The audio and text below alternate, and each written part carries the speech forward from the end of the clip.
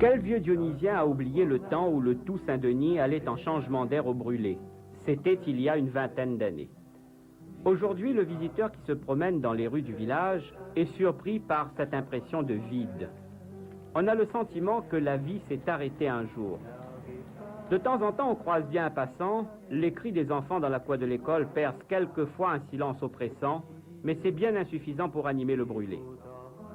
1700 habitants vivent pourtant dans ces hauts de Saint-Denis. Les vacanciers ont construit au milieu du village, aujourd'hui désert. Les autres se sont éparpillés pour cultiver un petit lopin de terre. Tous les efforts entrepris jusqu'ici pour réveiller le brûlé sont restés vains.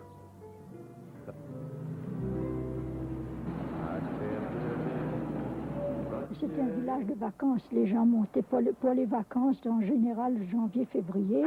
Et puis ils redescendaient à Saint-Denis. Entre-temps, il n'y avait que les personnes qui vendaient les fleurs, qui habitaient à demeure ici, qui gardaient les coins du village. Ils étaient gardiens, comme on disait à l'époque. En 1961, la route en corniche met Saint-Gilles à une demi-heure de la capitale. Parallèlement, le réseau routier s'améliore et se rendre à la plaine des Palmistes devient plus aisé. Les maisons du brûlé se ferment. Avec elles, toute activité disparaît.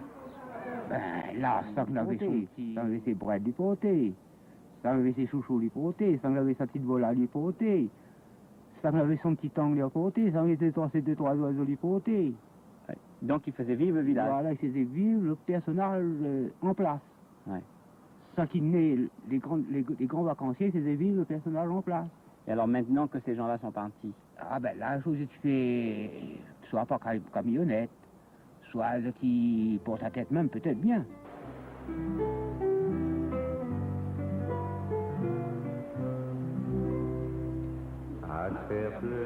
Le principal employeur du village, c'est la mairie de Saint-Denis. Tous ceux que nous avons rencontrés là-haut travaillent, ont travaillé ou attendent de travailler pour la commune. C'est le seul espoir. Les constructions que vous voyez en contrebas ont fleuri ces dernières années. Il faut bien se loger quelque part. Si le brûlé vit une situation aussi difficile, il faut dire que malgré son climat, ses paysages, il n'a pas su s'adapter aux besoins des vacanciers d'aujourd'hui.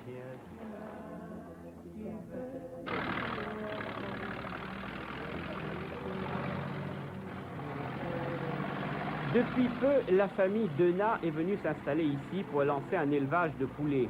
Il a fallu beaucoup de travail à l'éleveur, mais aujourd'hui, pour lui, ça marche. Les poulets du brûlé apparaissent de plus en plus sur le marché. Le maraîchage n'est pratiqué à grande échelle que par une seule personne.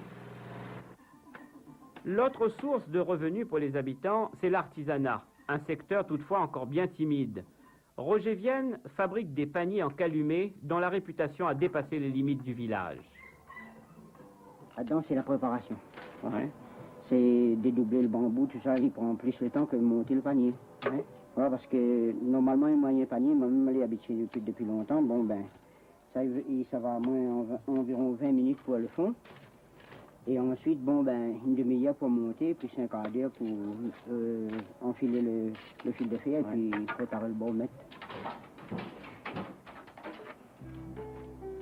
Un tel panier, increvable, dit l'artisan, il va le vendre entre 25 et 40 francs.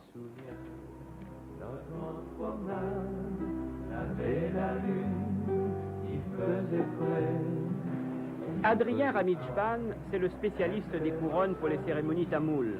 On vient de toute l'île passer commande chez lui. Il travaille avec son épouse. Hélas, personne ne veut prendre la relève, au grand regret de l'artisan. Croyez pas ce qu'il disait, et pourtant elle était sincère. Souvenir de la réunion d'antan, la boutique du Chinois. Celle-ci a ouvert ses portes en 1954 et n'a pas beaucoup changé depuis. En fouillant, nous avons retrouvé des allumettes qui datent de 1960 et une bouteille de punch de 1954. Le commerçant a conservé le système du carnet. Les gens viennent faire leur commission et paient en fin de mois. Monsieur Chanaille est un boutiquier heureux, toujours prêt à rendre service, mais ne lui parlez pas de transformer sa boutique.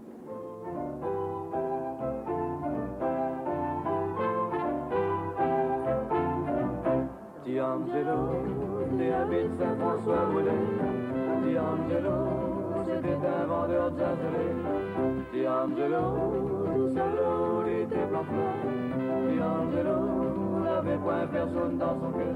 Même si Angelo ne veut plus descendre à Saint-Denis pour vendre ses azalées, il ne se sent pas la force de lutter avec les fleuristes de la capitale. C'est encore une page de la vie du brûlé qui se tourne. La descente bien content. Mais Tiangelo caresse depuis peu un autre espoir, celui de voir les touristes revenir dans son village. Il s'est mis à croire surtout que la mairie a décidé d'aménager à l'entrée du brûlé une zone de pique-nique, des terrains de jeu et des kiosques avec vue panoramique sur la ville de Saint-Denis. Et Tiangelo se dit que peut-être le brûlé redeviendra bientôt ce qu'il aurait dû toujours rester, un village de changement d'air des Hauts de Saint-Denis. Alors qu'elle a dit oui, Tiangelo va mettre son panier sur son dos. Tiangelo avec Marie Clermont-Tao. Tiangelo, pour tuer le nid, on l'a vanné. Tiangelo, les bienheureux, la point bonnie. Voilà, il faut savoir que le brûlé